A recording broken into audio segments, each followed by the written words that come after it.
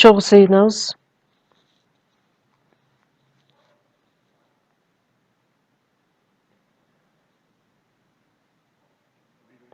Бизди сүйгөн, биздин ырайымдуу, мээримдүү Кудай Ата. Биз Кудайдан алыстап күнөөгө баткан адамдардын баардыгын өзүңүз чакырып алып, биз жазалана турган жазанын ордуна Ыйса Машаяк жазаланып, Ыйса Машаяктын төккөн ыйык каны аркылуу биздин күнөөлөрүбүздү түбөлүккө кечирип, биздин эмгегибиз эмес бир гана өз ырайымыбыздын негизинде куткарылуу берип, өз балдарыңыз кылып түбөлүктүү бейишке бара тургандай кылып даңктуу үмүт бергениңиз үчүн ыраазычылык билдиребиз. Бул саатта Ыйса Машаяктын ыйык каны аркылуу куткарылууга ээ болгон адамдардын баардыгы сиздин алдыңызга чогулуп, сизди даңктап, сөз үйрөнүш үчүн, баарлашууда чогуу болуш үчүн чогулдук. Бул саатта дагы биз менен чогуу экениңизге ишенебиз. Ар бир адамды керектелүүчү өз ырайымыбыз менен баталап, алсыз адамдарды өзүңүз жетектеп, мамлекеттеги биздин жыйындар, дүйнөнүн ар бир бурчунда жайгашкан биздин бир туугандарды, жыйындарды, жакшы кабар таркатып жаткан баардык бир туугандарга өзүңүз мол болгон ырайымыңызды берип, өз сөзүңүздү, күчүңүздү берип, кайраттуулук менен жакшы кабарды көптөгөн адамдарга таркатып, күн сайын куткарылган адамдардын саны көбөйүп, баардыгы сиздин даңкыңыз үчүн боло тургандай кылып жардам бериңиз. Сөздү жеткирип жаткан баардык пасторлорго, баардык кызматчыларга Кудай өзүңүздүн күчүңүз менен, акылмандыгыңыз менен чогуу болуп, ооруп жаткан адамдарга ден соолук берип, алсыз болуп жаткан адамдарга күч берип, бир да кадам сизден алыстабай тургандай кылып өзүңүз жетектеңиз. Бул саатта бизге ачып берип турган өз сөзүңүздү, өзүңүздүн ыйык эркиңизди туура кабыл алып, жүрөктөрүбүз менен кабыл ала тургандай кылып, ар бир айтылган сөз боюнча жашообузда ишке ашыруу менен жашай тургандай кылып жардам бериңиз.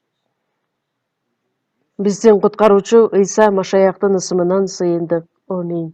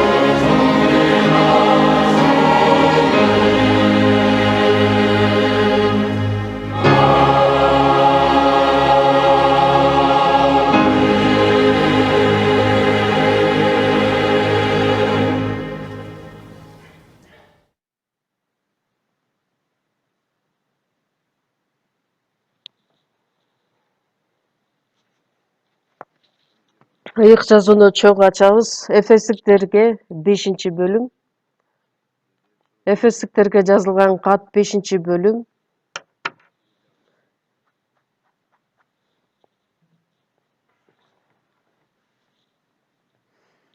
Эфестиктерге 5-бөлүм.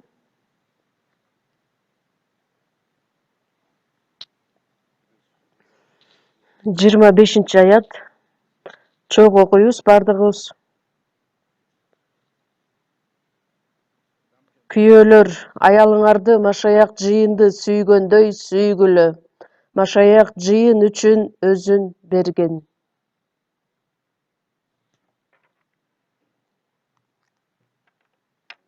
Май айында үй бүлөлүк айы деп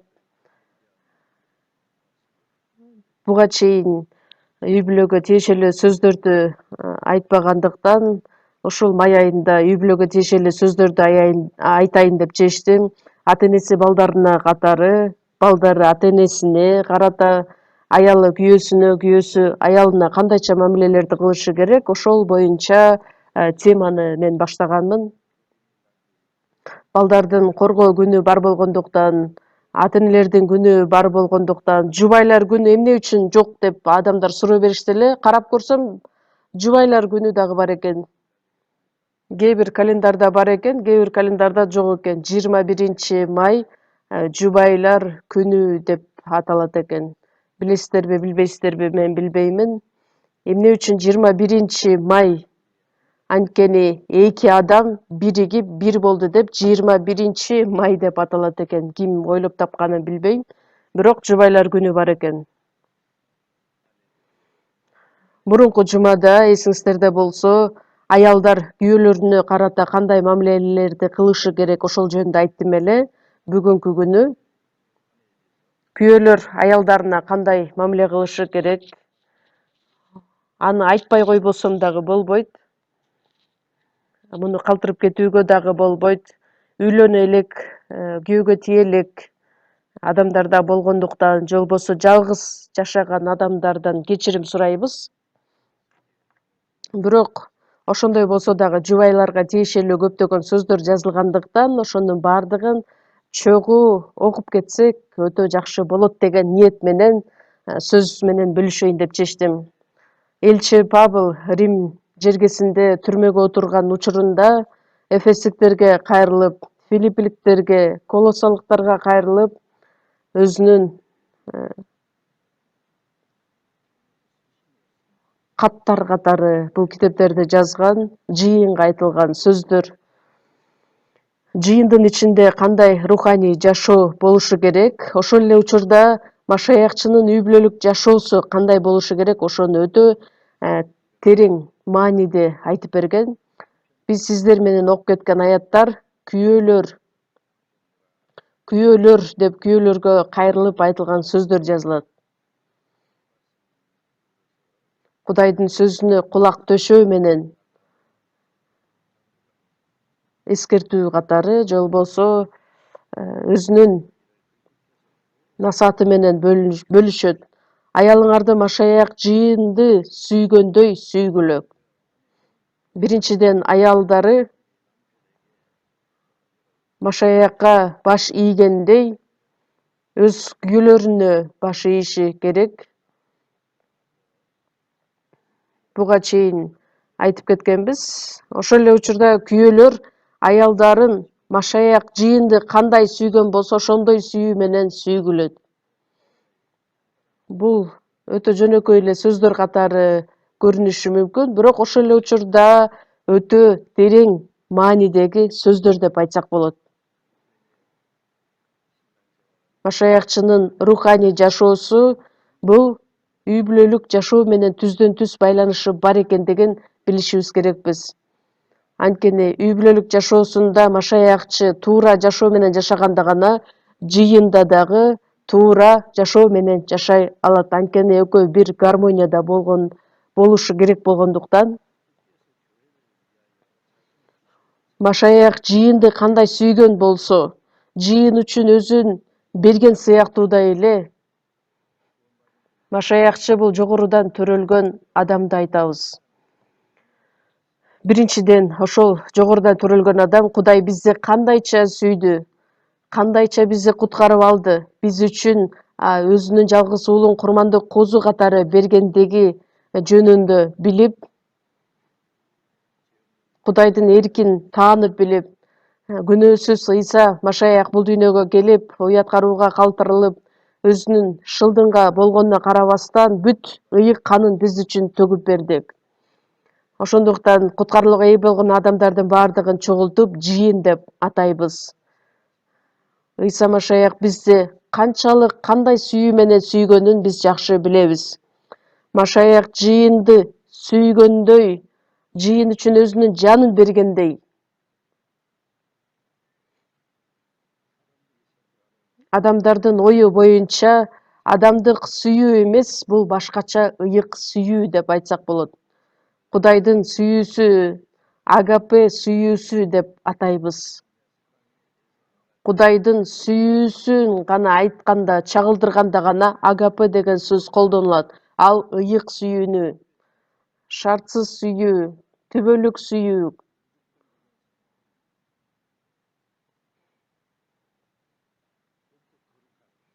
өтө ыйык Кудайдын сүйүүсү болуп саналат.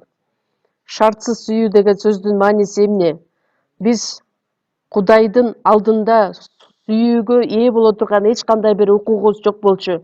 Тескерисинче биз күнөөлөрүбүзгө батып, бузулган иштерге барып, Кудайдын душмандары катары жашаган адамдардан болчубуз. Кудайдын жазасына, сотуна татыктуу болгон адамдардан болчубуз. Бирок Эфестиктер 2-бөлүм 4-аятта жазылгандай, ырайымга бай Кудай бизге болгон улуу сүйүүсү менен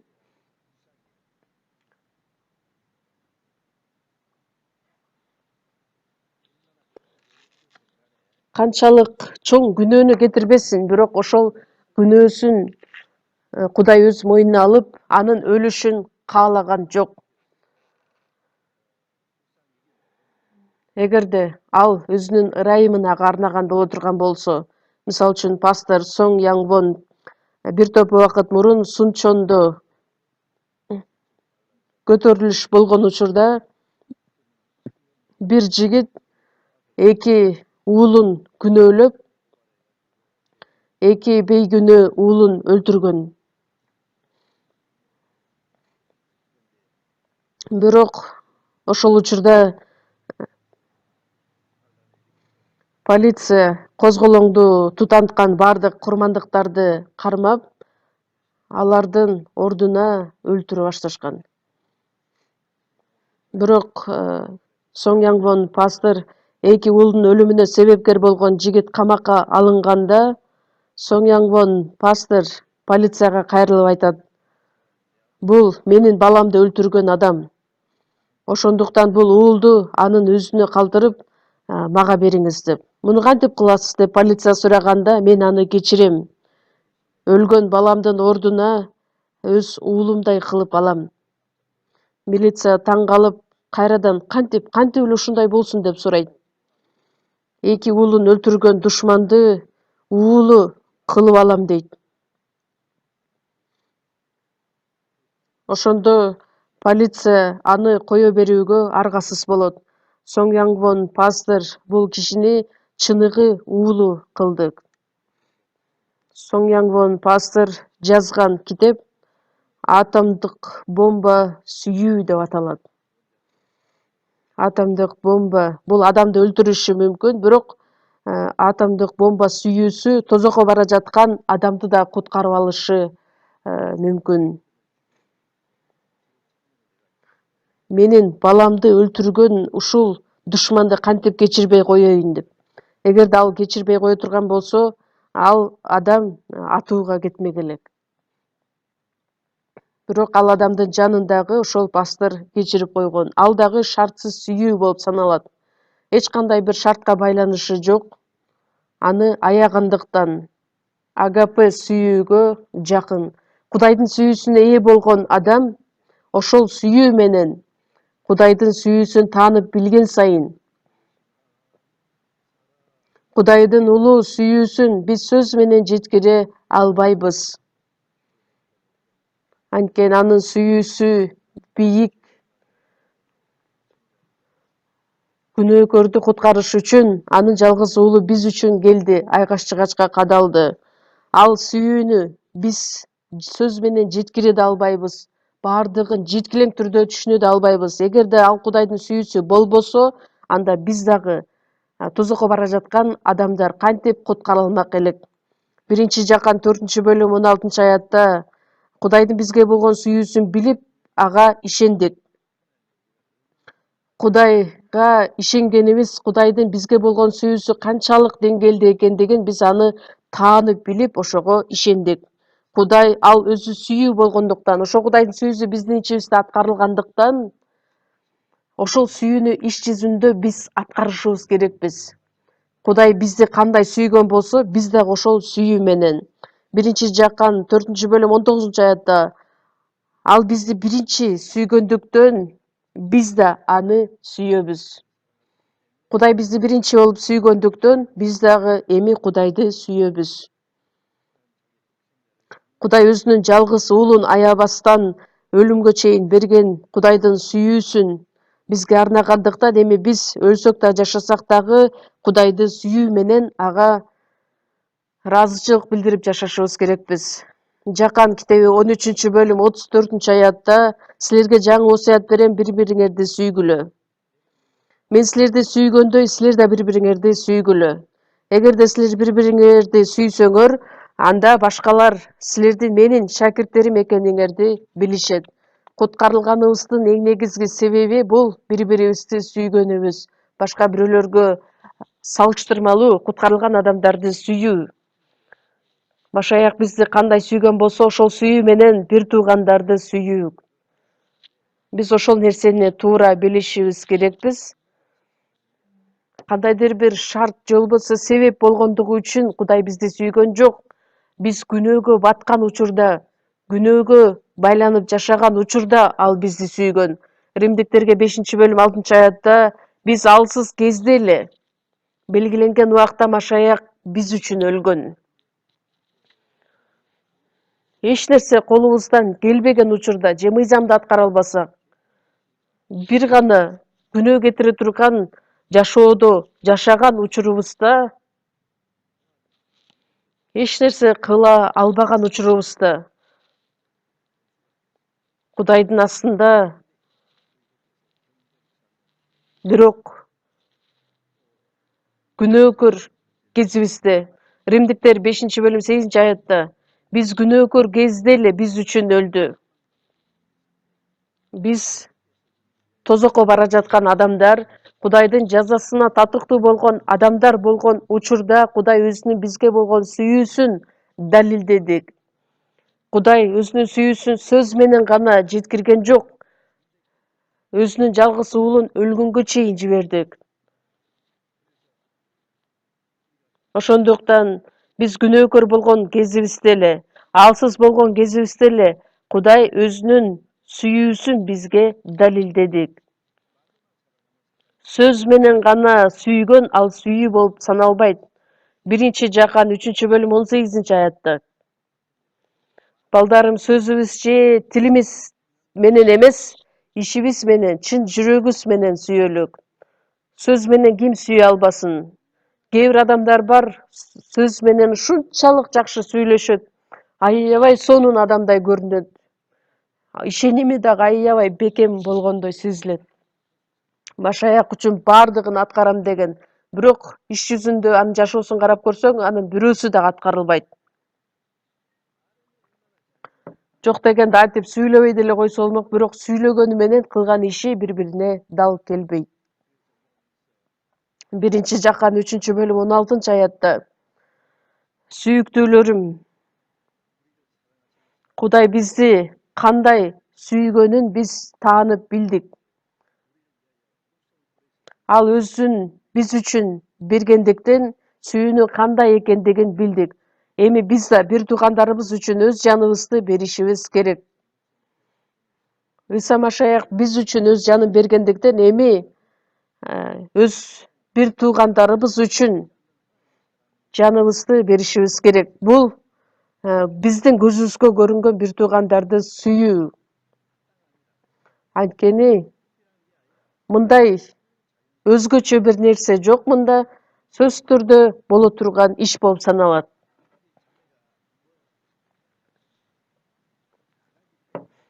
Бир туугандар бири-бирине жакшы мамиле кылгандыктан сүйбөйт. Бирөө мени сүйгөндүктөн мен дагы ага жооп катары аны сүйөм деген бул адамдык сүйүү.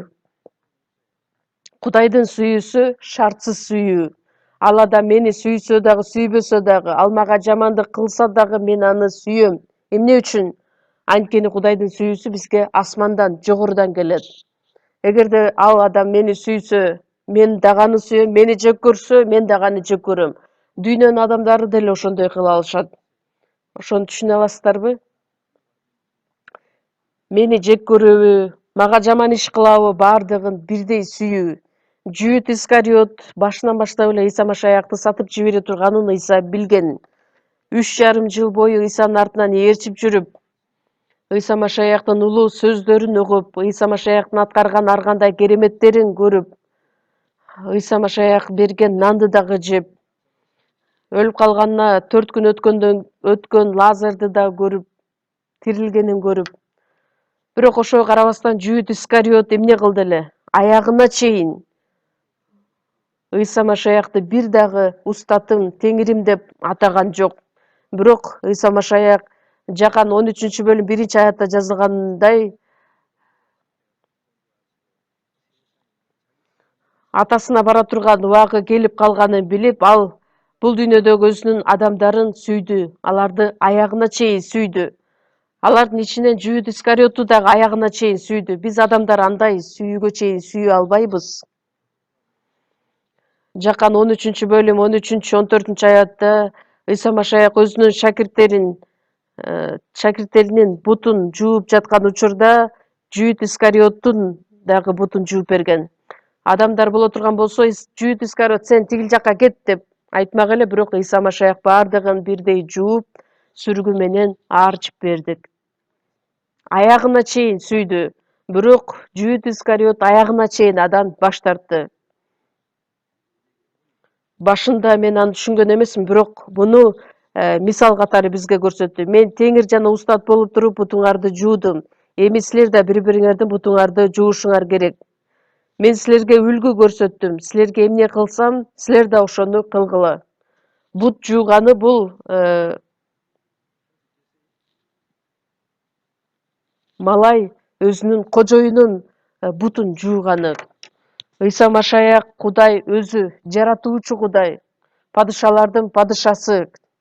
Бирок күнөөкөрлөрдүн ичинен күнөөкөр болгон адамдардын бутун жууду. Эмнеге? Сүйүү болгондуктан. Сүйүү деген бул эч кандай шартка байланыш эмес. Ошол сүйүүгө ээ болгондуктан биз жыйынтыгында куткарылууга дагы жете алдык. 1-Петр 1-бөлүм 22-аятта силер чындыкка тил алып чаактык менен жаныңарды тазалап, эми бири-бириңерди дайыма чын жүрөктөн сүйгүлө. Биз Кудайдын ырайымын, Кудайдын сүйүүсүн таанып билип, жаныбыз тазаланды. Бул куткарылгандыгыбызды билдирет. Куткарылган адам эми жалган сөз эмес, чын жүрөгү менен бир туугандарды сүйүшү керек. Римдиктер 5-бөлүм 5-аятта Кудайдын сүйүүсү бизге берилген ыйык рух аркылуу жүрөгүбүзгө төгүлгөн. Кудайдын сүйүүсү биздин жүрөгүбүздө сүйүү оту биздин жүрөгүбүздө жалындап күйүп турат. Ошондуктан биз дагы Ыйсаны сүйө алабыз.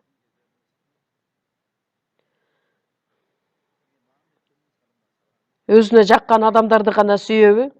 Биздин жыйынды карай турган болсок, өзүнө жакын адамдар бири-бирине байланышып, чогуу бир баарлашышат дагы, анан кийин өзүнө жакпаган адамдарды четке кагып коюшат. Ал албетте туура эмес көрүнүш. Куткарылбаган адамдарды дагы биз сүйүшүбүз керекпиз. Ал сүйүү аларды аягандыктан Кудай мол ырайымы менен бизди күнөөкөр кезибизде эле сүйгөндүктөн Биз дагы жаман иштер менен алек болгон күнөөкөрлөрдү дагы сүйүшүбүз керекпиз. Аларга жакшы кабар сөзүн жеткирип, куткарылууга алып келишибиз керекпиз. Жаман адам болобу, бизди жек көргөн адам болобу? Ыйса Машаяк айкыш-чыгачка кадалганда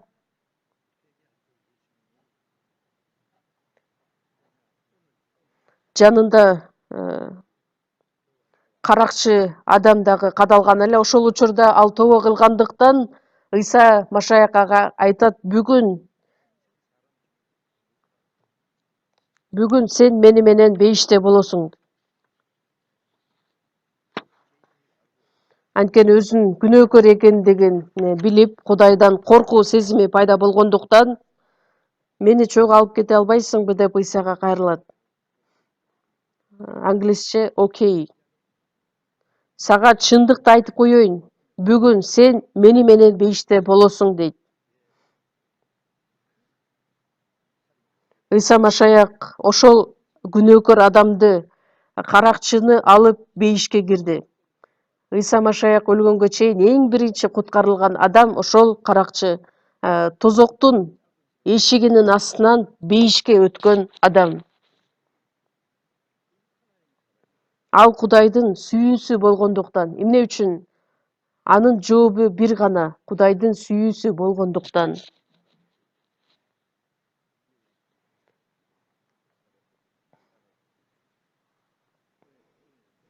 Биз ырайым менен чогуу бөлүшүбүз керекпиз. Адамдык сүйүү менен аны иш жүзүндө аткарууга мүмкүн эмес. Бир гана Кудайдын сүйүүсүнө ээ болгондо гана.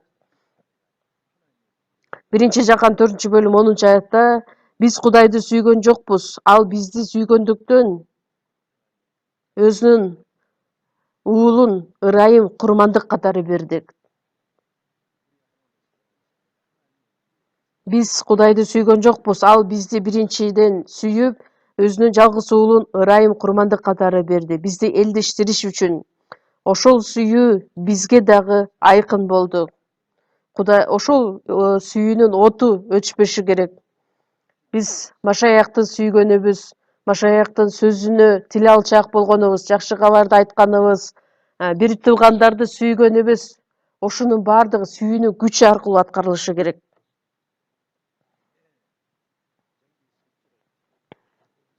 Мисалы үчүн бир точканы, электр точкасын баса турган болсок, чоң заводдогу аппараттардын баардыгы иштей баштайт дагы, анан кийин туңтак деп баардыгы айлана баштайт. Эгерде ошол светтен аны сууруп сала турган болсок, анын баардыгы токтоп калат. Так эле ошондой сүйүү оту бизде өчүп кала турган болсо, биз эч нерсе кыла албайбыз. Руханий жашоо менен жашаганыбызда дагы көптөгөн кыйынчылыктар пайда болушу мүмкүн. Аян китеби 2-бөлүм 4-аятта биринчиден Эфестик бир туугандар ушунчалык руханий жашоодо жакшы жетишкендиктерге жетишип жашашкан. Эми Кудай айтат: силерге бир нааразычылыгым бар деп. Анткени силер биринчи сүйүүңөрдү таштап койгонсуңар. Биринчи сүйүү деген эмне? Аял менен эркек бири-бирин жаңыдан жолуктурганда өтө бири-бирин сүйгөндүктөн сүйүүгө мас болот. Эмне кыларын билбейт, мен сенсиз жашай албайм, сен дагы менсиз жашай албайсың деп. Ошол биринчи сүйүү. Бир аз убакыт өткөндөн кийин эми жаман касиеттери же болбосо сапаттары көрүнө баштайт. Мен ушунуңду дагы көрбөй кантип сага үйлөнгөн болдум экен? Буга чейин ушунчалык сулуу көрүнгөн нерселердин баардыгы эми кыжырланта баштайт. Нааразычылык пайда боло баштайт. Адам качып кеткиси келет. Эмне үчүн? Анткени сүйүү өчүп калды. Муздап калды. Бир гана өзүн ойлогон эгоисттик сүйүү гана калып калды. Жыйынтыгында экөө ажырашканга чейин барышат. Анткени сүйүү өчүп калды. Эгерде ошол сүйүү дагы да болсо жалындап күйүп тура турган болсо, бир аз катачылык кетирсе, бири-бирин кечире алганга дагы үйрөнүшмөк. Биз Кудайдын сүйүүсүнө ээ болгон адамдарбыз. Эми ошол сүйүү өчпөстөн ар дайым биздин ичибизде күйүп турушу керек. Рухту өчүрбөгүлө. 1 Тессалоникалыктар 5-бөлүм 19-аятта жазылат. Рухту өчүрбөгүлө. Ал сөздүн мааниси эмне? От жалындап күйүп турса, аны суу менен барып атайын өчүрүп, же болбосо огнетушитель менен. Сүйүү жалындап турган учурда дагы ал өчүп калышы мүмкүн. Ошондуктан сүйүүнү өчүрбөгүлө. Машаяк үчүн жашап, Кудайдын сөзүнө тил алчаак болуп, өзүбүздү курмандыкка алып, бир туугандарды сүйүп. Бирок ошол сүйүү адамдын жүрөгүндө өчүп калды. Эфестиктерге кайрылып, Кудай айтат, кайсы жерден жыгылганыңды эсте, тобо кыл. Мурун жасап жүргөн иштериңди жасай бер. Эгерде андай кылбасаң, тобо кылбасаң, анда чырагыңды ордунан алып таштайм. Чырагыңды ордунан алып таштайм деген эмне? Ыйык рух ал жерде эми иштебейт. Ыйык рух чыгып кете турган болсо, эми руханий жашоо дагы жашоого мүмкүн эмес болуп калат. Жыйын дагы. Эгерде чырак ордунан алынып калынса, анда жыйындын ичинде ар дайым көрө албастык, уруш, талаш пайда болот. Жакшы кабарды таркаталы деп айтсаң, чакырсаң, өзүң эле бара берчи деп биримдикке келишпейт. Ошондой дагы болушу мүмкүн. Агапе сүйүүсү. Ошол сүйүү менен күйөөлөрү аялын сүйүшү керек.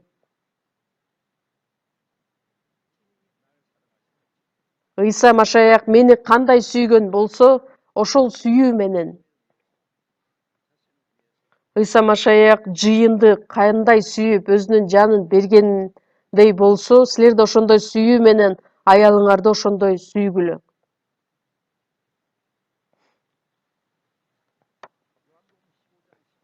Жакан 15-бөлүм 13-аятта достору үчүн өз жанын берип коюудан өткөн сүйүү жок.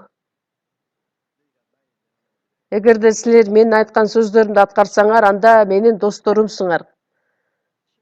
Досу өз жанын берип, сууга чөгүп бара жаткан досун ал барат дагы, андан кийин аны кургактыкка алып чыгат дагы, өзү өлүп калышы мүмкүн.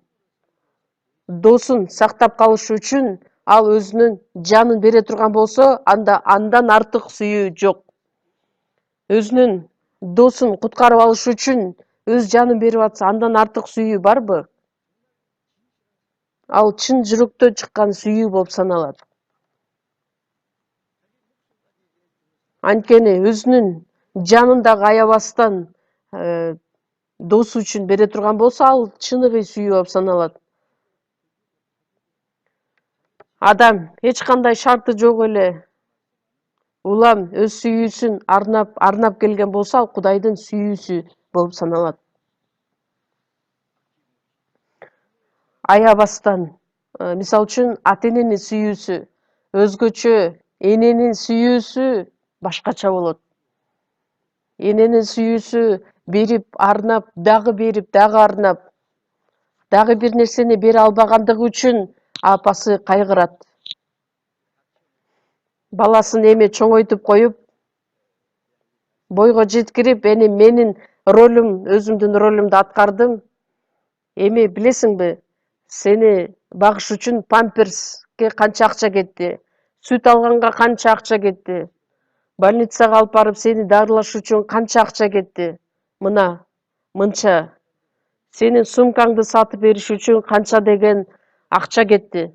Ошонун баардыгын санап, эми мага акча менен кайтарып бер дейби? Жок. Энеси баардыгын унутуп койгон. Эчак эле унутуп, баласын аягына чейин сүйөт. Эненин сүйүүсү Кудайдын сүйүүсүнө бир аз окшош. Бирок адамдар өзүнө туура келбесе, өзүнө жакпаса, бат эле адамды жамандай баштайт, аны айыптай баштайт. Андай болбошу керек. Бул жерде айтылган күйөөнүн аялына болгон сүйүүсү аялдар машаякка кандай баш ийген болсо, күйөөлөрүнө дагы ошондой баш ийиши керек.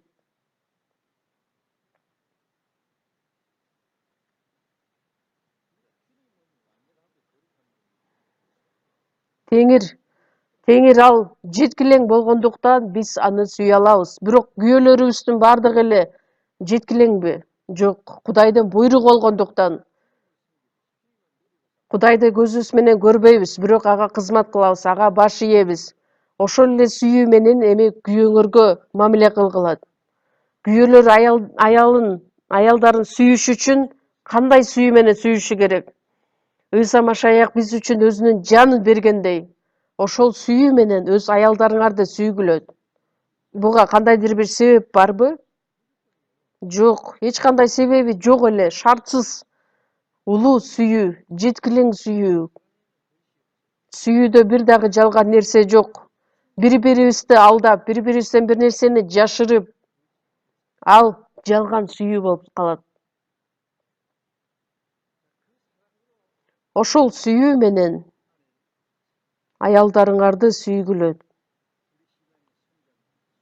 Биздин ишенимибиз канчалык өскөн сайын руханий жашоодо Ыйсага окшоп жеткилең боло алабыз. Ыйсанын сүйүүсүн таанып билдик, бирок сүйүүнүн кеңдиги менен узундугу, тереңдиги, бийиктиги эмне экенин түшүнө ала элекпиз. Эфестиктерге жазылган кат 3-бөлүмдө 18-19 аяттарда жазылат.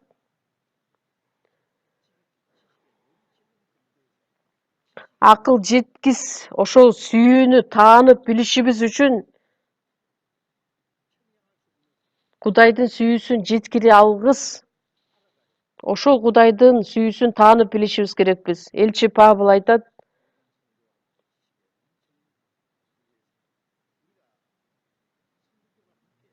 бардык ыйыктар менен бирге Машаяктын сүйүүсүнүн кеңдиги, узундугун таанып билгиле. Мисалы үчүн, китепти алып, сүйүү жөнүндө китеп, анан бөлмөгө кирип алып, бекинип, жашырып, ошонун бардыгын угуп чыксак, сүйүп калабызбы? Адамдар эмнегедир ошол сүйүү жөнүндө окуганды жакшы көрөт экен. Бир бөлмөнүн ичине кирип алып, сүйүүнүн баардыгын окуп чыксак, анан сүйүү пайда болобу? Сүйүү эмне экендигин адам түшүнө алабы ошол учур менен же жокпу? Билбейт, түшүнбөйт.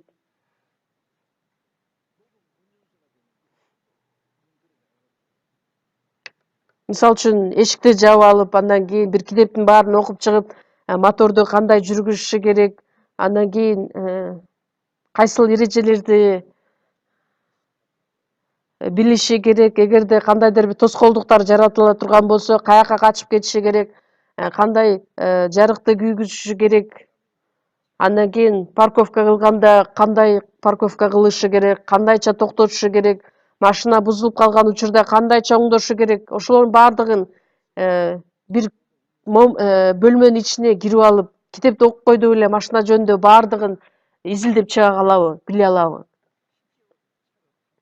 Андай эмес, чынында машинанын ичине отуруп, моторду жүргүзүп, машинаны жүргүзүп, моторду текшерип, баардыгын билиши керек. Эң негизги рулду туура кармаганды билип, стопту, тормозду кандайча басышы керек, машинаны бир жерге токтотуш үчүн кандай эрежелер менен болушу керек, ошонун баардыгын.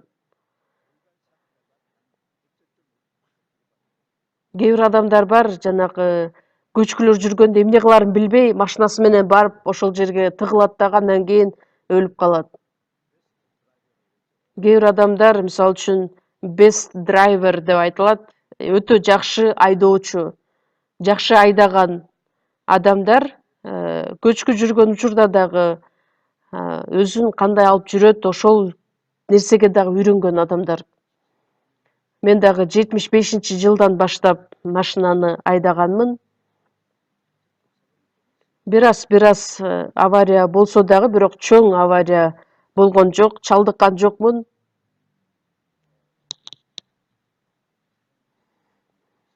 Адамдар дагы акырындык менен сүйүүгө жете алышат. Башында сезимтал сүйүүгө ээ болот, андан кийин денеге байланышкан сүйүүгө ээ болот, андан сырткары шартсыз сүйүүгө ээ болот. Анан бир аз өткөндөн кийин инсандык сүйүүгө ээ болот.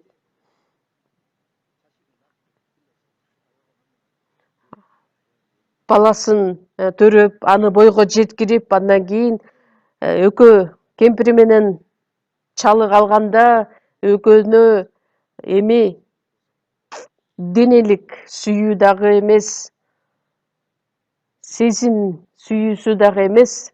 Мен силерге айтып берген элем, Европада же болбосо башка чет мамлекеттерде, биздин мамлекетте андай көрүүгө мүмкүн эмес.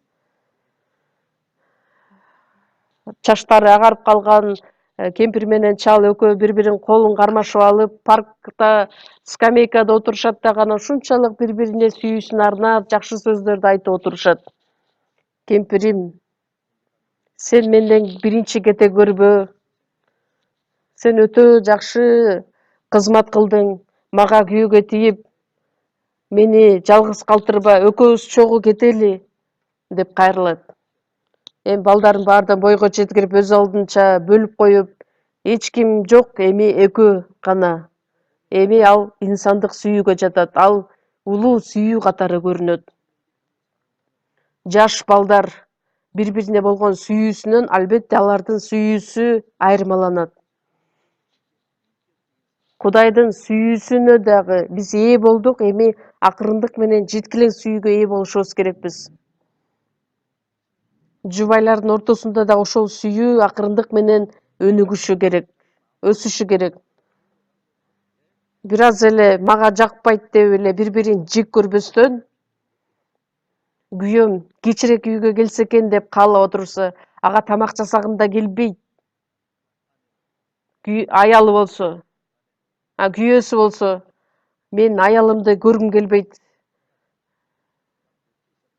Аялыма барганча мен досторум менен арак ичип келейин деп анан кийин түн ортосунда кирип келет. Экөөнүн ортосундагы сүйүү өчүп калгандыктан, сүйүү муздап калгандыктан.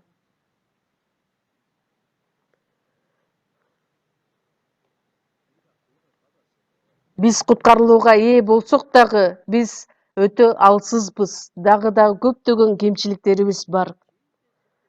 Биз күнөөкөр болгон учурубузда, биз алсыз болгон учурубузда Машаяк бизди биринчиден сүйдү, өз жанын берди. Анан биз бир аз эле туура эмес иш кылып кое турган болсок, ката кетирип кое турган болсок, Кудай бизди жек көрөбү? Жок. Биз ката кетирсек дагы ал өзгөрүүсүз сүйүүсү менен бизди аягына чейин сүйөт. Эфестиктерге 5-бөлүм 28-аятты окуйбуз. Эфестиктер 5-бөлүм 28-аят. Ошол сыяктуу эле күйөөлөр да аялдарын өздөрүнүн денесин сүйгөндөй сүйүшү керек. Аялын сүйгөн адам өзүн сүйөт.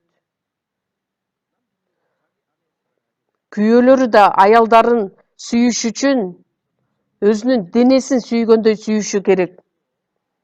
Бир аз кененирээк айта турган болсок, өзүнүн денесине кандай мамиле кылса, анткени өзүнүн денесин ал азыктандырат, жылытат, өтө жакшы кам көрөт. Аялы күйөөсүнүн денеси болуп саналат.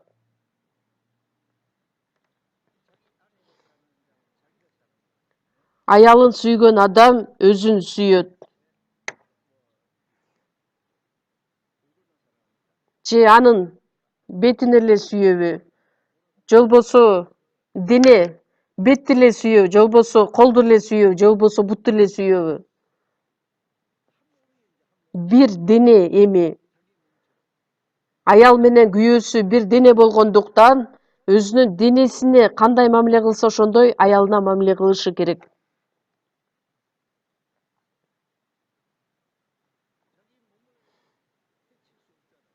Адам эч качан өзүнүн денесин жек көрбөйт, өзүнүн денесине зыян келтирбейт. Өзү бир аз чарчап калды деп, же болбосо бутунда бир кандайдыр бир жара пайда болсо, аны менен муштум менен урабы.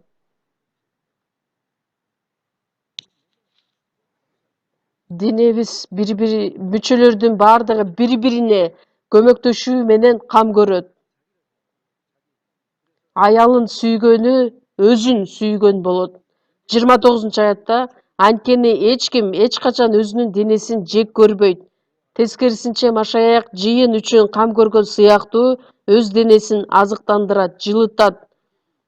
Анткени биз анын дене мүчөлөрүбүз. Эч качан адам өзүнүн денесин жек көрбөйт.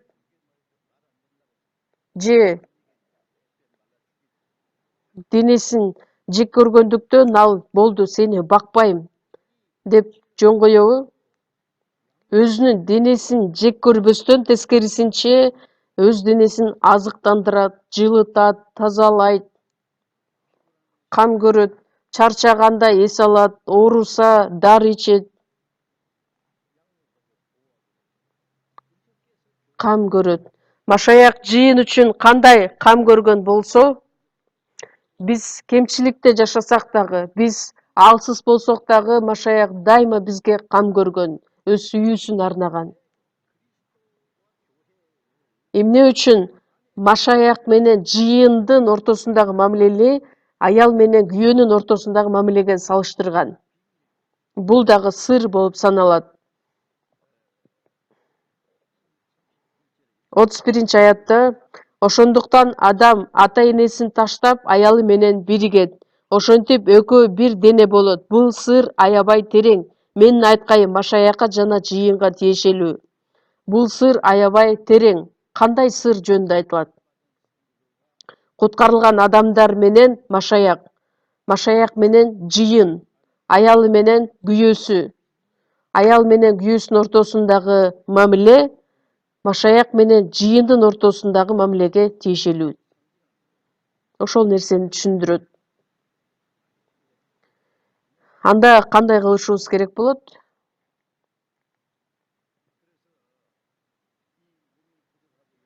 Биздин денебиз алсыз болсо дагы, кемчиликтерге ээ болсо дагы, Машаяк бизди өзүнүн денесиндей кам көрүп, азыктандырып, жылыткандай сыяктуудай эле күйөөлөрү өзүнүн аялдарына ошондой мамиле кылышы керек. Өзгөрүүсүз сүйүү менен кам көрүшүбүз керекпиз. Жакшы жардам, көмөк көрсөтүшүбүз керекпиз. Эмне үчүн? Анткени ал денесинин мүчөсү болгондуктан. Мисалы үчүн адам деген иероглифти карай турган болсок, эки жыгач бири-бирине байланыш, бири-бирине таянып турат. Узунунан тургандыгы бул эркекти билдирет, жанында кыскарагы бул аялды билдирет. Биринчиден Кудай адамды жаратты. Адамга жалгыз болуу жакшы эмес экендигин көрүп, Кудай ага ылайык жардамчыны жаратты. Эмне үчүн жардамчы керектелди эле? Обо эне Эйден багында адамга тамак жасап берди беле? Казан болсо тамак жасап берет го, казан каякта эле? Же кирин жууп берди беле? Кийими болуш үчүн кийими болсо го кирин жууп берет эле. Же тамак жей турган болсо, Эйден багынын баардыгы толо ар кандай жемиштерге бай эле. Андай болсо кандайча жардамчы кылып жаратты? Адам тамак ичип жеп, адам ичип жеп, кийинип калып эле жашабайт, сүйүүгө ээ болуп жашашы керек.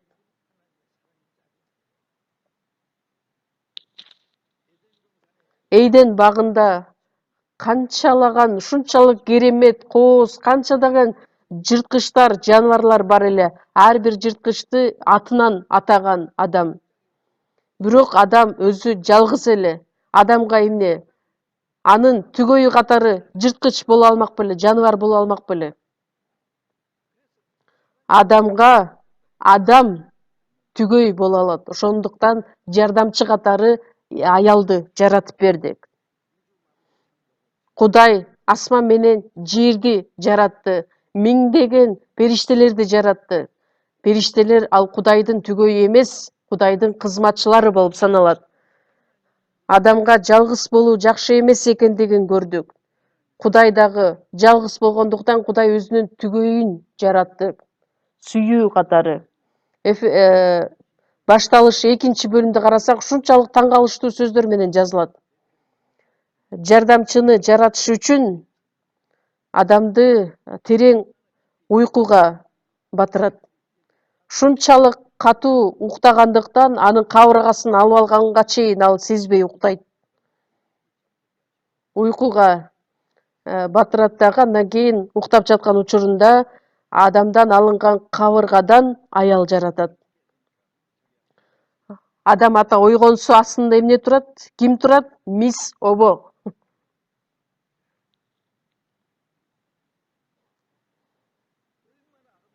Ушунчалык сулуу аял кылдып жаратып берди.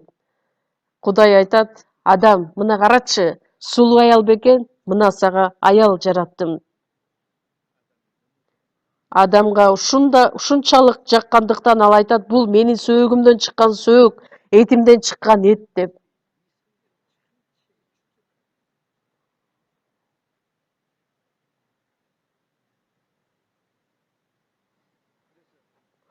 Ошондуктан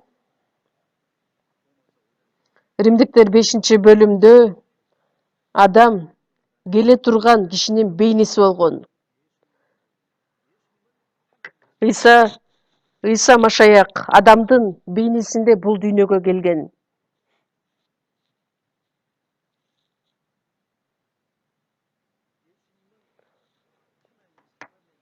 Ыйса бул дүйнөгө адамдын бейнесинде келген. Эмне үчүн келген? Адам Кудайдын бейнеси боюнча жаратылган. Ошол Кудай өзүнүн сүйүүсү менен адамды жараткан эле. Бирок Кудайдан алыстап, ал шайтанга кетип калган. Аялы күйөөсүн таштап, башка жакка качып кеткен. Бирок Ыйсанын бул дүйнөгө келгени адамдан алыстап кеткен Кудайдын сүйүүсүнүн түгөйү болуш үчүн, аны издеп таап Кудайга кайтарып келиш үчүн Ыйса Машаяк адамдык бейнеде бул дүйнөгө келди. Бул таң калыштуу нерсе эмеспи? Адам атаны терең уйкуга батырып,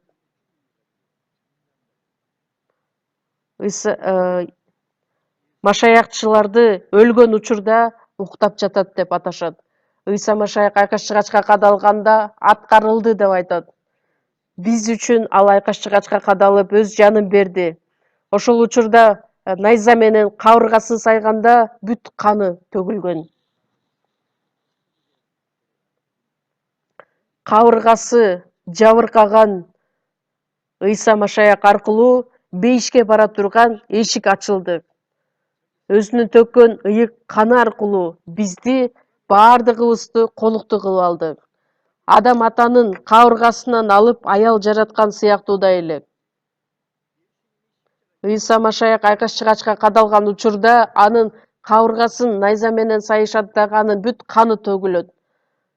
Канын төккөнүнүн эң негизги себеби өз колуктусун табыш үчүн, тозокко бара жаткан адамды куткарып алыш үчүн бейишке барып, бейиште периштелер да бар. Периштелер Кудайдын балдары дагы эмес, Кудайдын Машаяктын колуктусу дагы эмес. Биз куткарылган адамдарбыз. Ошол эле учурда Машаяктын колуктусубуз. Колуктуу деген сөздүн мааниси сүйүүнүн түгөйү дегенди билдирет. Бузулган, күнөөгө баткан адамдарды Машаяктын колуктусу кылыш үчүн, ыйык адамдар кылыш үчүн Ыйса Машаяк өз жанын берген. Кайрадан тирилгенден кийин Ыйса Машаяк бизди анын колуктусу кылып алды. 2 Корунтуктар 11-бөлүмдө элчи Павыл айтат: силерди бир күйөөгө, машаякка никелеп койгонмун. Бир адам куткарылууга ээ боло турган болсо, эң ыплас күнөөкөр кандайча Кудайдын колуктусу болот. Ыйса Машаяктын төккөн ыйык каны аркылуу тазаланып, биз жеткилең боло албагандыктан Кудайдын сөз менен жууп, тазалап, ыйыктап, кемчилиги жок. Эфестиктер 5-бөлүм 26-27 аятта сөз менен, суу менен жууп тазалап, ыйыктоо үчүн тагы кемчилиги же ушул сыяктуу бир нерсеси жок, ыйык жана кемчиликсиз кылып, өзүнүн алдында даңктуу кылыш үчүн. Эйден багында аял эң жеткилең аял эле. Анын бир дагы кемчилиги да жок.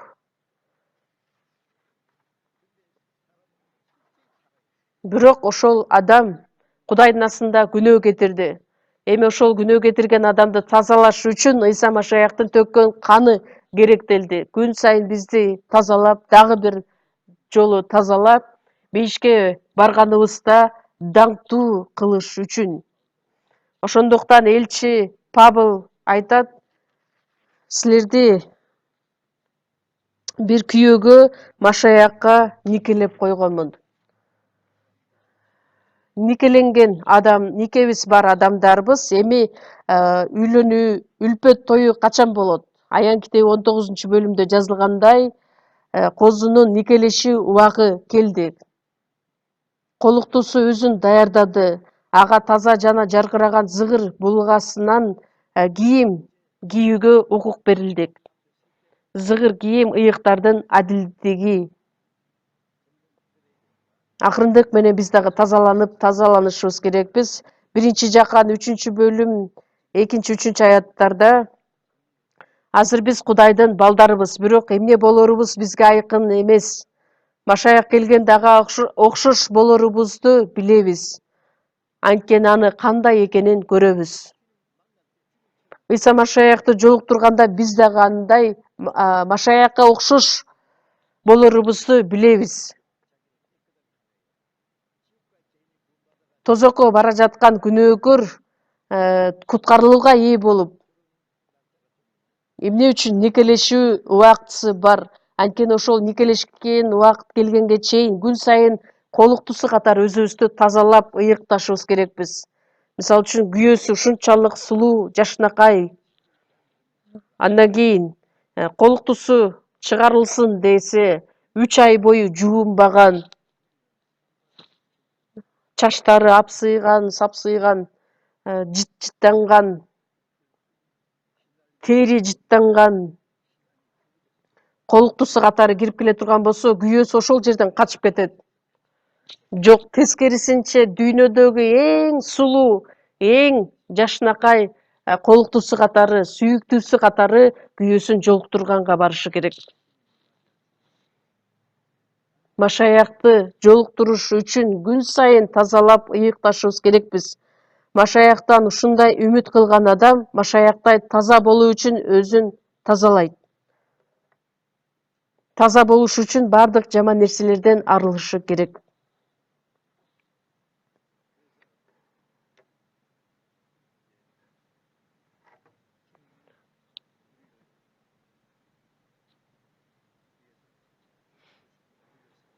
Ошондуктан Ыйса Машаяк биз үчүн өз жанын берип, өлүп, бизди сүйдү. Күйөөлөр, аялыңарды Машаяк жыйынды сүйгөндөй сүйгүлө. Жогорудан төрөлбөгөн адам андай сүйүү менен өз аялын сүйө албайт. Колосалыктарга 3-бөлүмдү ачалы. Эфестиктерге, андан кийин Филиппиликтерге, андан кийин Колосалыктарга жазылган кат 3-бөлүм 19 аят. Колосалыктар 3-бөлүм 19 аят. Күйөөлөр, аялыңарды сүйгүлө, аларга катаал болбогула.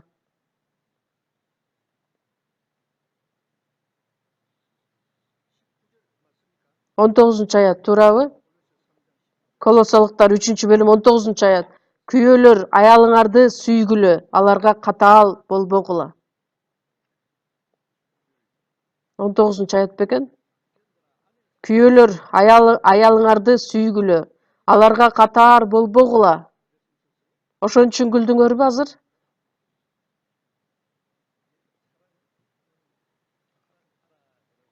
Сүйгүлө деп айтат, анан кененирээк айтат катаал болбогула деп. Катаал болбогула деген сөздүн мааниси анын көңүлүн чөктүрбөгүлө.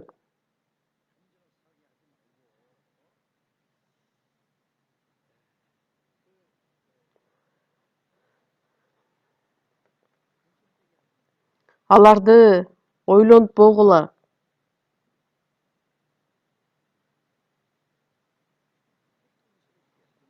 Аялдарды кордобогула деген сөз. Күйөөсү күчтүү, аялы алсыз. Анан өзүн күчтүүмүн деп сезип алып эле сөз менен жада калса, иш жүзүндө дагы кордой бере турган болсо, ошондой болуп кетпесин деп аялы тымызын барып тэквондо үйрөнүп алат экен. Эгер да күйөөсү кордойгон болсо, мен дагы мушташканга даярмын деп. Бири-бирибизге чыгып көрөлүбү деп. Ошондой сөздөрдү да укканмын мен. Экөө тең туура эмес иш кылганы. Күйөөсү бир нерсени айта турган болсо, аялы мени өлтүрүп кой, ооба деп кыйкырат. Андай болбошу керек. Экөө тең туура эмес кылганы. Аларга катаал болбогула. Элчи Павыл ал үйлөнгөн эмес. Бирок үйлөнбөсө дагы ушунчалык ыйык жетеги менен үй бүлөлөргө ушунчалык керек сөздөрдү айтат. Аялдарды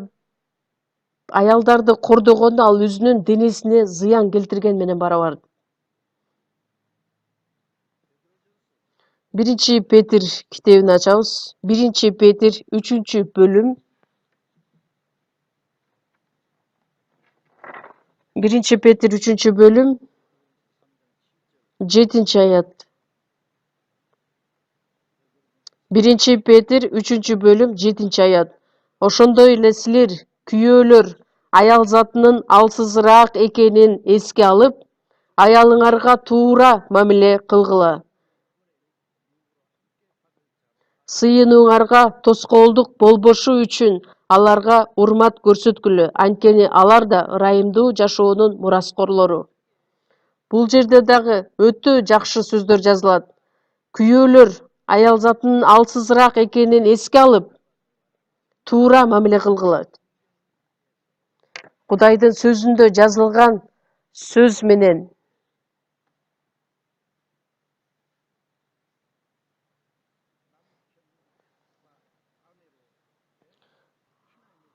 аялы күйөөсү катары Кудайдын эркин толугу менен түшүнүп, бири-бирине туура мамиле кылып, бири-бирине урмат көрсөтүшү керек. Бири-бирин сыйлап, бири-бирине көмөктөшүп, бири-бирине чыдамдуу болуп, өздөрүнүн милдетин туура аткарышы керек. Аялы менен бирге баарлашып, сүйлөшүп, акылдашуу менен. Албетте, күйөөсү дагы алсыз, бирок аялдар денеси боюнча дагы алсыз, жаны дагы алсыз. Мисалы үчүн бул айнектен жасалган кристаллга окшош, бирок чыныгы кристалл эмес, айнектен жасалган идиш. Түшүрүп алсаң, бул дагы бат эле сынып калат. Алсыз идиш болуп саналат. Алсыз идиш болгондуктан ал өтө баалуу. Ошондуктан абайлап мамиле кылышыбыз керекпиз. бардығын эле ыргытып таштай бербестен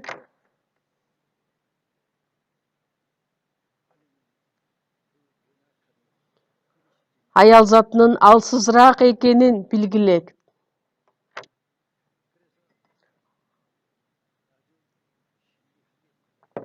Аялыңарга туура мамиле кылгыла. Сөз менен жаман сөз айтсак да болбойт.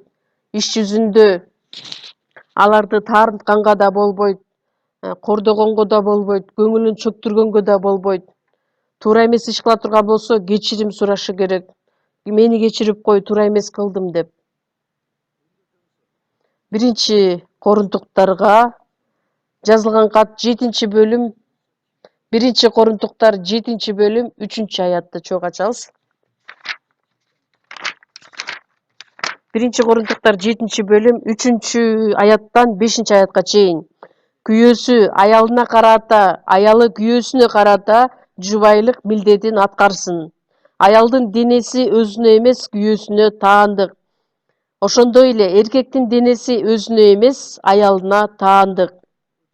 Өз ара макулдашкандан кийин орозо кармоо жана сыйынуу үчүн гана бири-бириңерден убактылуу алыс болгула. Андан кийин кайрадан бирге болгула. Өзүңөрдү кармай албаганыңардан пайдаланып, шайтан азгырып кетпесин.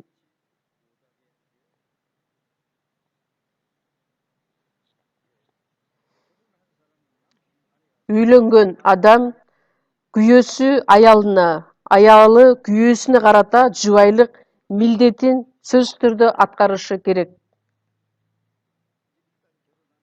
Эгерде эки адам үйлөнө турган болсо, аялы менен күйөөсү эми эки адам биригет бир дене болот. Адам иероглифин түшүндүрүп бердим го буга чейин. Эки жыгач бири-бирине байланышып, бири-бирине таянып тургандай, бирөөсү эркек, бирөөсү аялды билдирет. Кабыргасы чыккандыгы үчүн жанына коюп койду дейт, бирок андай эмес. Андай мааниде айтылган сөз эмес. Бул жөн эле тамаша катары айтылган сөз. Бири-бирине таянган эки таяк, бир эле таякты алып кое турган болсоң, ал кулап кала турган. Жеткилең болбогондуктан, эркек дагы жеткилең болбогондуктан жардамчы катары аялды жаратып койгон. Ошондуктан күйөөсү аялына карата, аялы күйөөсүнө карата өз милдеттерин аткарышы керек. Экөө бири-бирине жардамчы катары.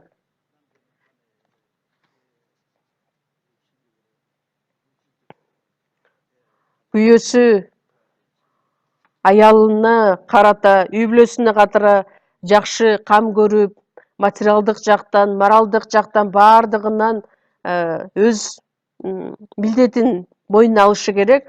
Аялы болсо анын ден соолугуна кам көрүп, үй бүлөсүнө кам көрүп, өзүнүн түгөй эмес башка түгөйдү издеп жүрө берсе, анда туура эмес болот. Күйөөсү өзүнүн денесин башкара албайт. Анткени анын денеси аялына таандык. Ошондой сыяктуу эле аялдын денеси өзүнө эмес, күйөөсүнө таандык. Эки адам эми бир дене болду.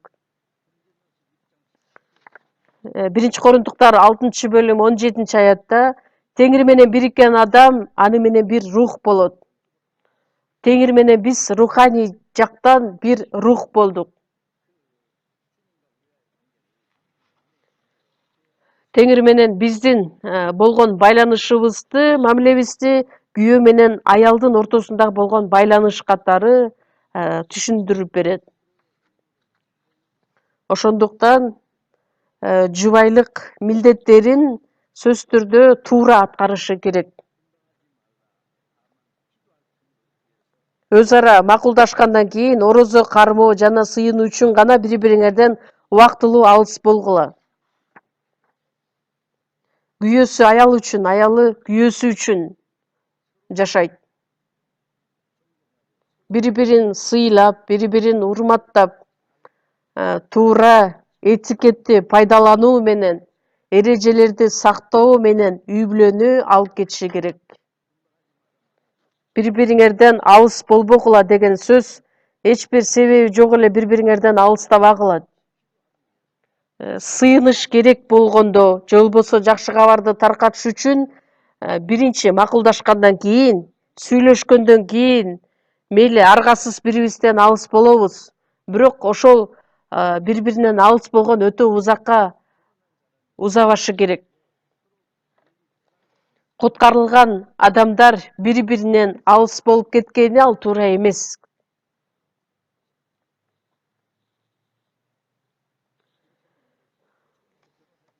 Эгерде андай жашоо менен жашай турган болсо, анда экөө үйлөнбөй деле койсо болмок да. Куткарылган адамдар алсыз идиш катарага мамиле кылышы керек. Ошол эле учурда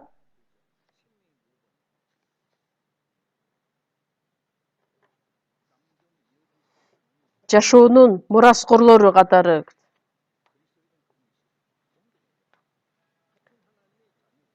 экөө куткарылган адамдар Кудайдын астында бир деңгээлдеги адамдар. Анткени Кудайдын астында мураскорлор болуп саналат, аял дагы, эркек дагы. Ошондуктан бири-бирин сыйлап, урматтаганды билиши керек.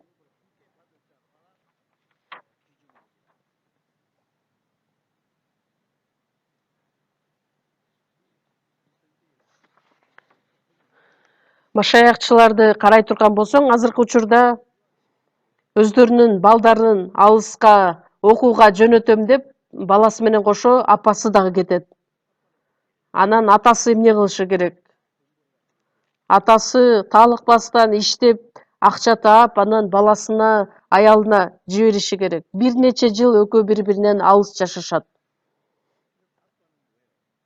Атасы эмне? Бир кушка окшогон ата болот. Ал куш болсо, бир эле убактылуу гана учуп кайра эле кайтып келет. Кээ бир аталар болсо, кичинекей бир куштар, чымчыктарга окшойт дагы, андан кийин өтө алыс кете албайт, кайра эле артка кайтып келет. Кээ бир аталар бүркүткө окшогон аталар бар. Самолетко отурат дагы, андан кийин баласына барып келет. Бирок бат эле бара бербейт. Куткарылган адамдарга ошол туурабы же туура эмеспи? Мен туура эмес деп эсептеймин. Же туурабы?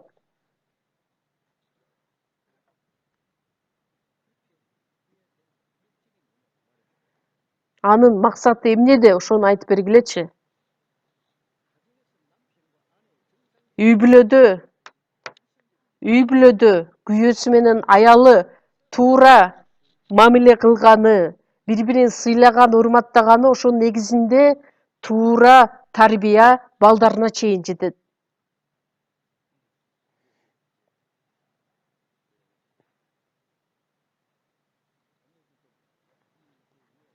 Балдарын дагы алыска окууга жөнөтүп коюп, бир нече жыл бою бири-биринен алыстап кете турган болсо, жүрөктөрү менен дагы алыстап кетет.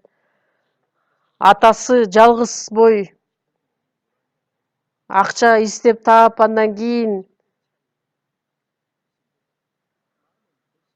бүт акчасын жумшайт, эмгектенет, бирок баласы айтат, жок, биз бири-бирибизден эчак эле алыстап кеткен адамдарбыз деп. Өзгөчө бир себептен тышкары ата-энеңерден алыстабай эле койгула. Машаякчылар өзүңөрдүн балдарыңарды таанымал адам кылам деп аракет кылбагыла. Эң негизгиси балдарыңар куткарылууга ээ болсун, жыйындын ичинде Кудайга жага турган адамдардан болушсун. Же бир өзгөчө адам жасап чыгарам деп ойлойсуңарбы? Руханий жашоодо жетишкенге чейин бул дүйнөнүн жашоосунда эч качан жетишкендиктерге жете албайт. Бир тууган бар эле, биздин жыйындагы бир тууган.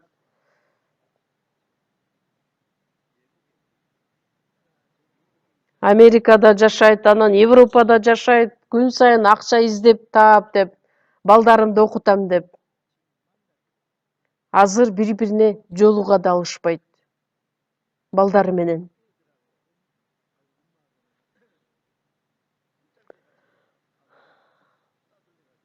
Атасын такыр эле тегил жакка бөлүп коюп, анан апасы балдары менен жашайт.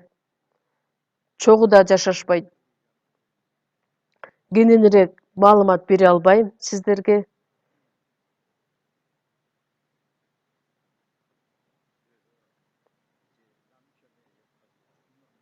Ошондуктан күйөөсүнүн ролу дагы аткара турган иши өтө чоң. Күйөөсү машаякчы катары өзүнүн ролун аткаруу бул оңой нерсе эмес.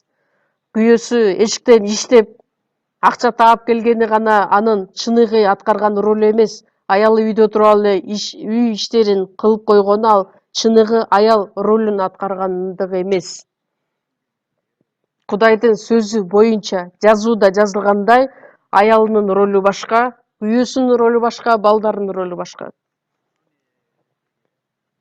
Күйөөсү аялына абдан мээримдүү, жылуу сөздөр менен жакшы сүйлөшү керек.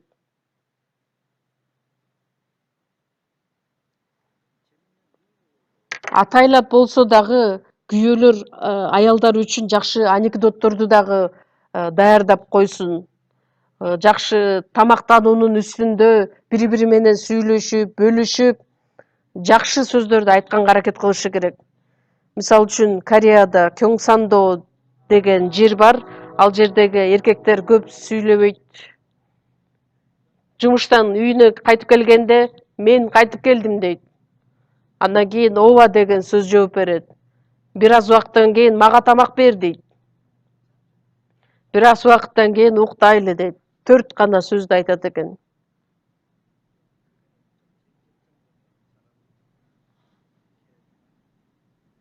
Ошол областтагы адамдар, мен дагы ошол областтан боломун, бирок мен андай эмесмин. Сөздөрдү дагы туура, таап, жумшак сөздөр менен аялдарыбызга кайрылып айтышыбыз керекпиз. Мындай сөздөр, тигиндей сөздөр, кызыктуу сөздөр менен бөлүшүп, анекдоттор болобу, кызыктуу окуяларды атайлап болсо дагы алдын ала даярдап алгыла.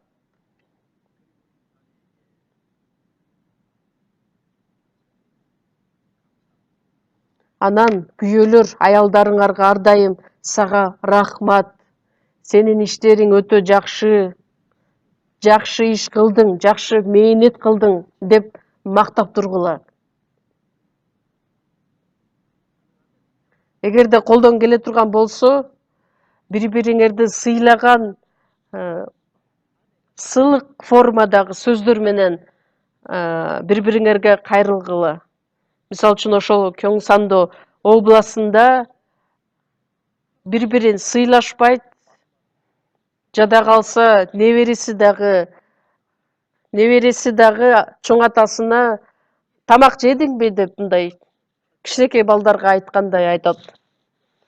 Мындай сөздөр которууга дагы мүмкүн эмес болот, анткени ушундай фразада, формада айтылган сөздөр бар. Монголиядагы бир пастор бар эле, анын баласы кичинекей кезинен баштап эле атасын атаке, атаке, апаке деп кайрылчу эле. Башында бир аз кызыксыз угулду эле, андан кийин чоңойгондон кийин аны сыйлаган формада кайрылып айтат. Аялы күйөөсүнө дагы бири-бирине жакшы сылык формада сүйлөгөнгө аракет кылгыла. Мен дагы аракет кылып жатам. Өтө жакшы иштедиңиз, мээнетиңиз абдан чоң болду деп. Башында албетте жакшы боло бербейт, бирок сылык формада сүйлөшө турган болсок, уруш дагы болбойт. Күйөөсү жинденгенде, мен бир жолу сизди уруп салайынбы деп барып атса, анан кантип аялын ура алсын? Албетте урбайт дагы. Анан айтат, күйөөсү аялына: сен бул дүйнөдө эң сулуусуң, эң жакшы адамсың, мен үчүн өтө баалуу адамсың. Эгерде ошентип аялдарга кайрыла турган болсок, эртеси күнү сөзсүз түрдө столдун баардыгы жайнап чыга калат. Даамдуу тамактарга толот. Ошондуктан бири-бириңерди урматтаганга, бири-бириңерди баалаганга, сыйлаганга аракет кылгыла. Аялы катары, күйөөсү катары жумшак сөздөр менен жагымдуу көрүнүүгө аракет кылышыңыз керек. Эгерде күйөөсү кайтып келе турган убакытка аз кала турган болсо, аялы үйүн жыйнап, колдон келсе жашнакай кийимдерди кийип алып, астынан жашнакай болуп тозуп алып, башка адамдарга жакшы көрүнүүгө аракет кылбагыла, күйөөңөргө жакшы аракет кылгыла. Күйөөсү дагы бир нече күн бою жумушка чыкпаган күндөрүндө сакалдарын да албастан жыттанып, сасып, үйүндө телевизордун астында кечке отуруп ала турган болсо, аялы айтат: "Сени көргүм да келбейт, сени көргөн сайын аппетитим жоголуп баратат" деп. Аялы болобу, күйөөсү болобу, ар дайым жашнакай, картайып калса дагы дайыма өзүн жашнакай алып жүрүүгө аракет кылышы керек. Бири-бирин сыйлап, бири-бирин урматтап. Аял кишилер дагы, мисалы үчүн, аялдар бир жака чыгып баратканда дагы баардыгы сүрөттөр тартып алышып, беттерине баары чаптап алып, анан жашнакай болуп өзүн көрсөткөнгө аракет кылат. Үйгө келгенде өзүн таштап коет дагы, анан апсыйган, сапсыйган болуп чыга калат. Мен силерге шоу көрсөтүп аткандай эле болуп атам жанатан бери. Чындыгында эле ушундай го.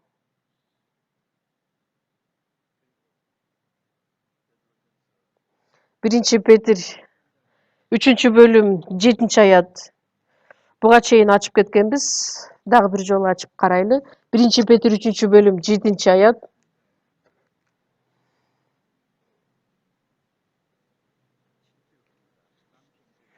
Ошондой эле силер, күйөөлөр, аял затынын алсызыраак экенин эске алып, аялыңарга туура мамиле кылгыла. Сыйынууңарга тоскоолдук болбошу үчүн аларга урмат көрсөткүлө. Анткени алар да ырайымдуу жашоонун мураскорлору. Сыйынууңарга тоскоолдук болбошу үчүн аларга урмат көрсөткүлө. Күйөөсү аялы менен дайыма макулдашып, анын алсыз экендигин билип, жашоонун мураскорлору экендигин билип, аны туура баалаганды билгиле. Сыйынууңарга тоскоолдук болбош үчүн. Эмне үчүн сыйынууда тоскоолдук пайда болот? Эгерде күйөөсү аялына туура эмес мамиле кыла турган болсо, ал Кудайдын астында туура эмес кылган болот. Үй бүлөлүк жашоо бул түздөн түз руханий жашоо менен байланышы бар. Үй бүлөдө өзү каалагандай жашап, анан руханий жашоодо каалагандай жашай берем деп ойлосо болобу? Үй бүлөсүндө күйөөсүнүн ролун, аялынын ролун, балдарынын ролун туура аткарып, андан кийин руханий жашоодо дагы ошол эле машаякчы катары туура ролун аткарышы керек.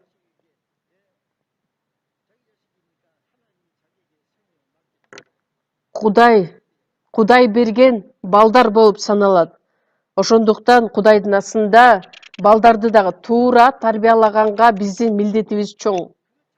Күйөөсү аялына катары, аялы күйөөсүнө карата мамилесин туура кылышы керек. Эгерде андай болбосо, сыйынуубузда тоскоолдуктар болушу мүмкүн.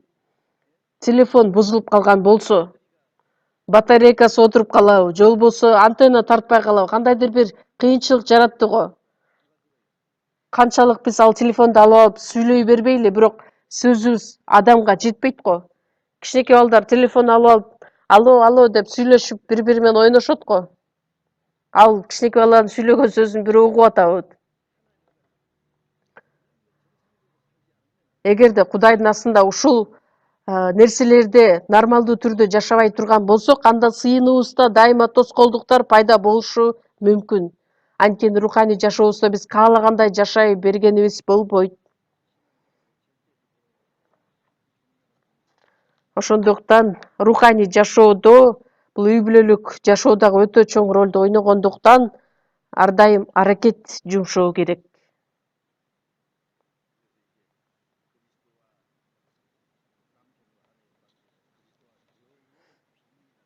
Аял менен күйөөсүнүн ортосундагы мамилени бул бир терең сыр деп айтылат. Ошондуктан баардыгын сиздерге жеткире албаймын. Матай китеби 19-бөлүмдө 4-аяттан 6-аятка чейин жазылат. Ар дайым эки жашты үйлөндүрүп жаткан, баталап жаткан учурда мен дайыма ушул сөздөрдү айтамын. Кудай өзү адамга түгөй кылып бири-бирине жолуктуруп коет. Адам атага дагы жардамчы катары, түгөй катары аялды жаратып берген. Куткарылган адам, куткарылбаган адам менен үйлөнө турган болсо, ал экөөнү Кудай байланыштырган жок. Мурун бир шаарда бир куткарылган аял бир тууган бар эле. Жаш кыз бар эле, ал куткарылганга чейин бир жигит менен сүйлөшчү эле. Куткарылгандан кийин ал айтат, сен куткарылбагандыктан мен сага күйөөгө тие албайм дейт. Анан тиги жигит, мен сага үйлөнүшүм керек, андай болсо мен да куткарыла алайын деп куткарылат, бирок жыйынтыгында ал жалган куткарылууга ээ болуптур, өзүн алдап. Куткарылган бир тууган кыз дагы күйөөгө чыгып алгандыгы ал туура эмес кылгандыгы, ката кетиргендиги. Куткарылган күндө дагы бир аз убакытты пайдаланып, ал текшерип көрүшү керек эле. Бирок экөө тең бири-бирин алдап, анан үйлөнүп алышкан. Үйлөнгөндөн кийин бир нече күндөн кийин күйөөсү өлүп калды. Мен бул нерсени өзүмдүн оюман чыгарган жокмун. Күйөөсү уктап жатып, андан кийин бир кулагы башы менен мынтип сук деп кулап калат экен. Ошону менен көзүн ачпай өлүп калат. Бул мисал катары айтылат. Караңгылык менен жарыктын ортосунда кандай жалпылык бар? Ишенбегендер менен ишенгендер кантип бир жат моюнтурукка кошула алсын? Эшек менен уйду экөөнү бириктире албайсың. Уй болсо шашпастан акырындык менен базат, эшек болсо бат-баттан ордунан секирет. Ошондой сыяктуу эле. Ишенбегендер менен ишенген адамдар экөө бир чогуу боло алышпайт. Анткени алардын максаты башка. Же куткарылып алып кетсек болду деп, же куткарылуу ошончолук оңой экенин билесиздерби? Куткарылбаган адамга күйөөгө чыга турган болсо, жазадан башталат. Анткени ал тил албагандыгы үчүн бата алгандын ордуна ал жазага тартылышы мүмкүн. Ушунчалык кыйынчылыктарды башынан өткөрүшү мүмкүн. Туура эмес кыла турган болсо, ишенбеген адамга чейин жаза болушу мүмкүн. Ошончолук жазага тартылып жашаганын ордуна күйөөгө деле тийбей деле койсо болот, же болбосо үйлөнбөй деле койсо болот. Биринчиден жакшы кабар айтып, андан кийин куткарылган күндөн кийин гана үйлөнүшү керек. Биринчи Корунтуктар 13-бөлүм 4-аяттан 7-аятка чейин сүйүү чыдамдуу, боорукер, көрө албастык кылбайт, мактанбайт, текеберденбейт, адемсиздик кылбайт, пайдасын көздөбөйт, ачууланбайт, кек сактабайт, баарын жаап коет, баарына ишенет, баарынан үмүт үзбөйт, баарын көтөрөт. Машаяктын сүйүүсүнө ээ болгон адамдар бири-бирине чыдамдуу болушу керек. текеберденбейт, өз пайдасын издебейт, адепсиздик кылбайт, өзүнүн пайдасын издебейт. Экөө бири-бирине үйлөнүп, жаңы жубайлар башында кичинекей бир кыйынчылык пайда болот дагы, жыйынтыгында ажырашып да кетишет. Анын себеби эмнеде? Үйлөнгөндө күйөөсү, аялы ушунчалык күйөөсүнө жакшы кызмат кылып берүүсүн көздөйт, ошону каалайт. Бир гана күйөөсүн гана ойлогонду каалайт. Ал өзүн гана ойлогон адам болгондуктан аялы күйөөсүн жакшы мамиле кылуусун гана күтүп отургандыктан, күйөөсү кандайча туура аялына мамиле кылышы керек, аялы күйөөсүнө кандай мамиле кылышы керек. Матай 7-бөлүм 12-аятта адамдардын силерге кандай мамиле кылышын кааласаңар, силер да аларга ошондой мамиле кылгыла. Биз жакшы күйөөсү аялына жакшы мамиле кылган болсо, ошол жакшы иштер күйөөсүнө кайтып келет. Жаман иш кыла турган болсо, жаман иштер кайра эле күйөөсүнө кайтып келет. Кудай менен биздин ортобузда дагы. Биз Кудайды биринчиден сүйгөн жокпуз. 1-Жакан 4-бөлүмдө биз Кудайды сүйгөн жокпуз, ал бизди биринчи сүйгөндүктөн. Биз биринчиден туура жакшы иштерди кылганга аракет кылышыбыз керекпиз, анткени ошонун баардыгы кайра эле бизге кайтып келет. Аялы катары, күйөөсү катары үй бүлөлүк жашоодо өзү каалагандай, өзүнө жаккандай жашай бербестен, үй бүлөлүк жашоо дагы бул оңой нерсе эмес. Эгерде үй бүлөлүк жашоону туура алып кеткеңиздер каалабасаңыздар, анда үйлөнбөй эле койгула. Кээ бир учурда түгөйлөрүн таппагандыгы үчүн үйлөнө албаган адамдар дагы бар. Элчи Павыл айтат, үйлөнгөнү, турмуш курганы маанилүү эмес, турмуш кургандан кийинки жашоосу кандай экендиги ошол маанилүү. Насаатчы китеби 4-бөлүм 9-аятта жалгыз болгонго караганда экөө болгону жакшы, анткени алар өздөрүнүн эмгеги үчүн жакшы сыйлык алышат. Экөө биримдикте кызмат кылып, Теңир үчүн кызматын аткарып, эгерде аялы күйөөсү экөө үй бүлөлүк жашоодо Теңир үчүн жашай турган болсо, экөө тең Кудайдын астында чоң сыйлыктарга, баталарга ээ болушат. Биз машаякчы катары үй бүлөлүк жашообузда дагы туура жашоо менен жашашыбыз керекпиз. Ошондо гана Кудайдын астында келгенде Кудайдын даңкына ээ болуп, ашкерелөөгө ээ болбойбуз. Ал үчүн көптөгөн аракеттерди жумшашыбыз керекпиз. Өзүбүзгө жаккан жашоо менен гана алек болбостон, машаякчынын үй бүлөлүк жашоосунда сөзсүз түрдө батасы, Кудайдын батасы коштоп жүрүшү керек.